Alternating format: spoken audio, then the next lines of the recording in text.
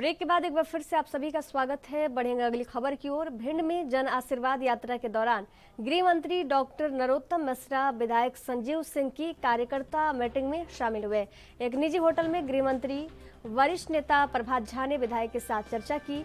वहीं गृह मंत्री नरोत्तम मिश्रा ने कांग्रेस पर निशाना साधते हुए कहा कि कांग्रेस का सिर्फ एक ही उद्देश्य रहता है, मुसलमानों को दंगों का डर दिखाओ और हिंदुओं को जातियों में बांटो। यही विभाजन की राजनीति आज तक कांग्रेस करती आई है। पूरा इंडिया गठबंधन ही टुकड़े टुकड़े गैंग का समर्थक है।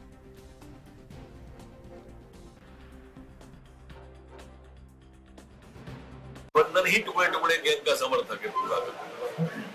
उसी में से एक स्टालिन है। उनके जितने लोग हैं वो इसी तरह की भाषा बोल रहे हैं। ऐसा नहीं कि अभी बोल रहे हैं। बोको हराम से तुलना कर दी थी उनके पूर्व केंद्रीय मंत्री ने। ये राहुल गांधी कुछ हिंदू और हिंदुत्व पे उंगली उठा चुके हैं। ये बांटने की राजनीति करते।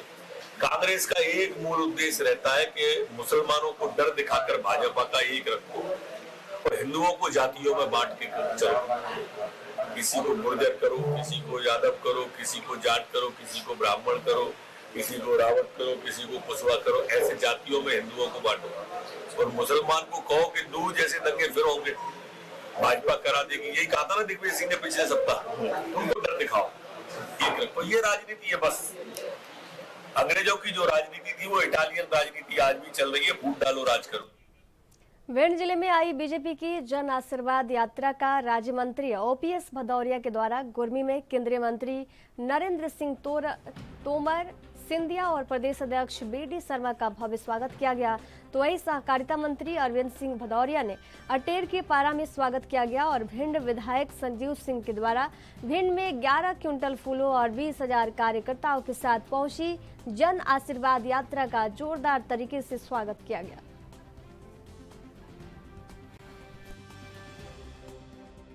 भिंड जिले में सड़क का मामला हो, चाहे नेशनल हाईवे बनाने का मामला हो, चाहे बिजली का मामला हो, चाहे हर घर में शौचालय बनाने का मामला हो, चाहे हर घर में गैस का सिलेंडर पहुंचाने का मामला हो, चाहे हर विकास खंड में सीएम बनाने का मामला हो, हर तरह से भारतीय जनता पार्टी की सरकार ने विकास का काम करने की कोशिश की है।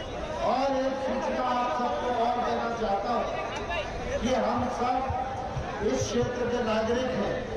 इस क्षेत्र के अधिकतर लोग सेना में, बीएसएफ में, सीआईएसएफ में काम करते हैं, लेकिन हमारे यहाँ से जो लोग जाते हैं वो ज्यादा से ज्यादा सैनिक और हवलदार बन पाते हैं। सभी लोगों की इच्छा थी कि हमारे भिंड में एक सैनिक स्कूल बन। तो सड़क चाहिए क्या गड्ढा? सड़क चाहिए या गड्ढा? और अगर सड़क चाहिए तो कमल का फूल निशान है, सामने प्रधानमंत्री नरेंद्र मोदी है और आपके हाथ में फूल का निशान है। ठकाठक कमल का फूल के बटन।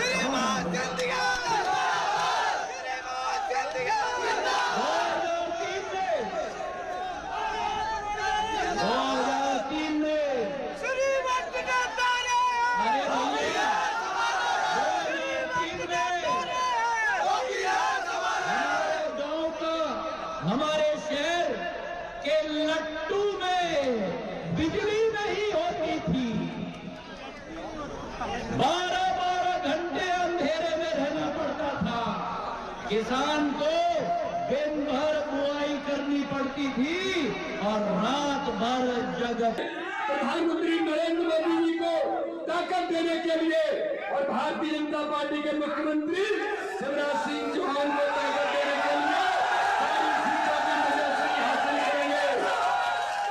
भिंड की सभी सीटें जीतेंगे।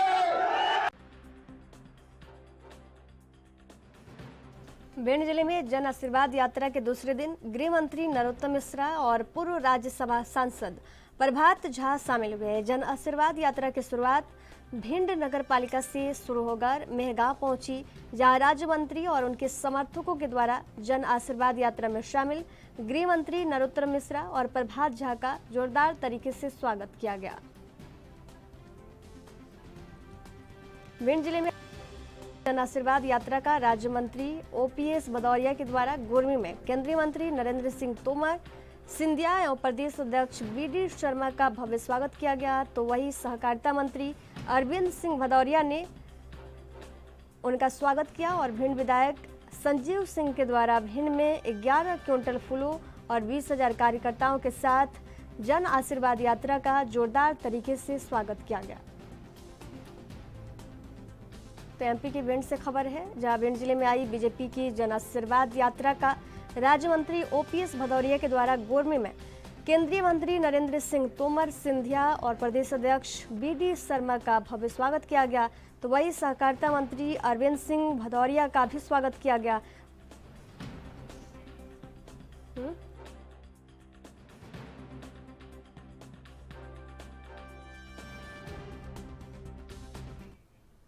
यहाँ रुकेंगे एक छोटी सी ब्रेक के लिए। ब्रेक के बाद जल्द हाजिर होंगे। देखते रहिए एएनबी न्यूज़।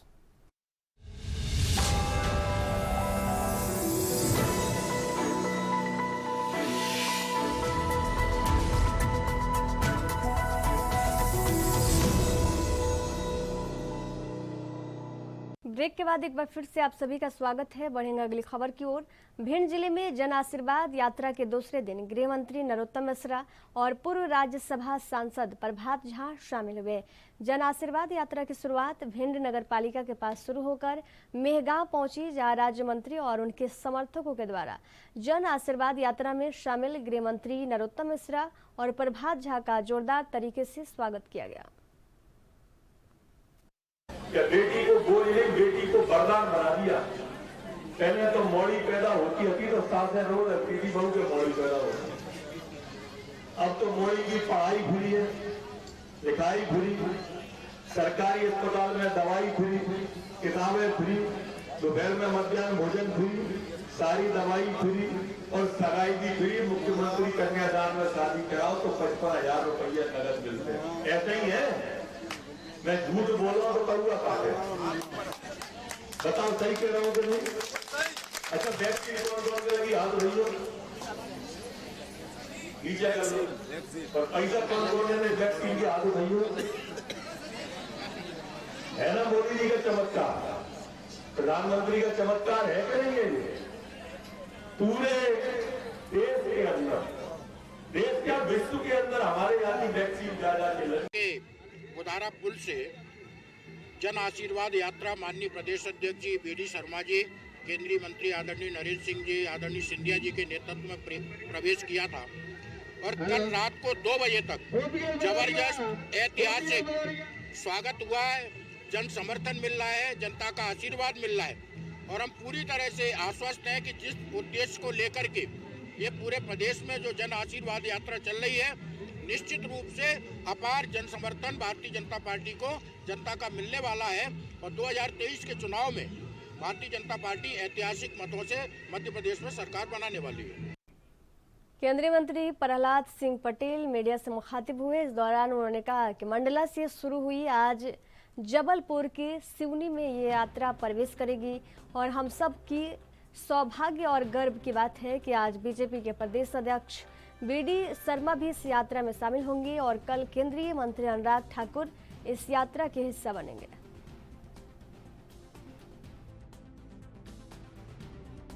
शुरू हुई ये यात्रा, इसके प्रभारी माननीय उदय प्रताप सिंह जी हैं। आज उसने जबलपुर के साथ आज सिवनी जिले में प्रवेश करेगी और हम सबके लिए सौभाग्य और गर्व की बात है कि आज भारतीय जनता पार्टी के प्रदेश अध्यक्ष बीडी शर्मा जी इस यात्रा में शामिल रहेंगे और कल केंद्रीय मंत्री अनुराग ठाकुर जी इस यात्रा के हिस्से बनेंगे और इसलिए आज का दिन केवलारी और लखनऊ दोनों विधानसभा के प्रवास का दिन है। तो ये दोनों ऐसे क्षेत्र हैं जहां जनजाति बाहुल्य तो है ही, साथ ही एक भौगोलिक दृष्टि से सिवनी जिले का बड़ा हिस्सा आज इसमें शामिल होगा और मैं जबलपुर के सभी कार्यकर्ताओं और पदाधिकारियों का आभार व्यक्त करता हूं कि इतने विपरीत मौसम के बावजूद भी कल की यात्रा बड़ी सुखद और प्रभावी रही है। एक शोक की घटना को छोड़ दें और इसलिए मैं जबलपुर भारतीय जनता पार्टी ग्रामीण को इधर से प्रदेश में निषाद समाज की जनसंख्या जरूर कम है, इसके बावजूद यह समाज शक्तिशाली है। इसी कड़ी में बालोद जिले के सिवनी में खनिज निगम के अध्यक्ष गिरीश देवांगन ने निषाद समाज के जिला सामाजिक भवन का लोकार्पण किया। वही विधायक एवं संसदीय सचिव कुंवर सिंह निषाद ने संगठित होना अति आवश्यक है, समाज को संगठित करने के लिए बेटियों को भी सक्षम करें।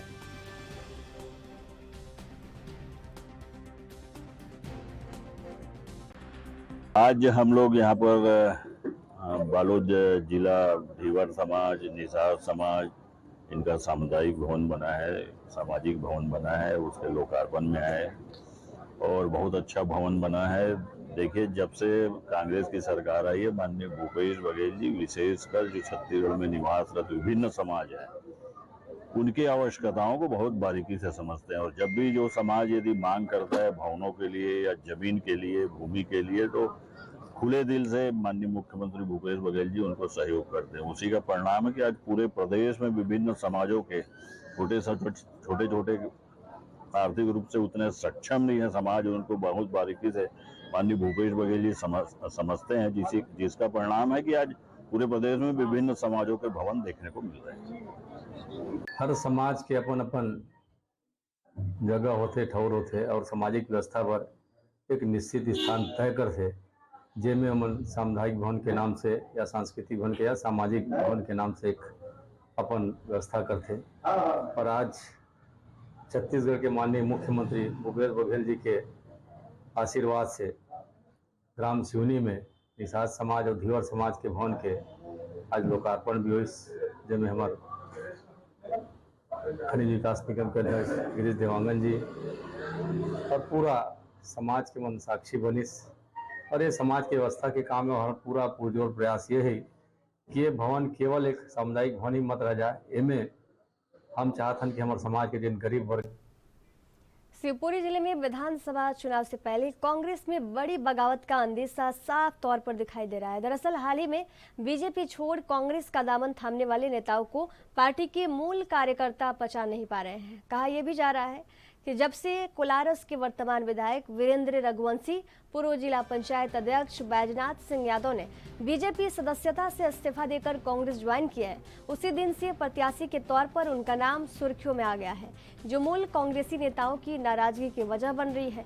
यही वजह है कि नाराज नेताओं ने कांग्रेस जिला अध्यक्ष की मौजूदगी में होटल कमला हेरिटेज में मीटिंग कर मूल कांग्रेसी कार्यकर्ताओं को विधानसभा प्रत्याशी बनाए जाने की मांग की।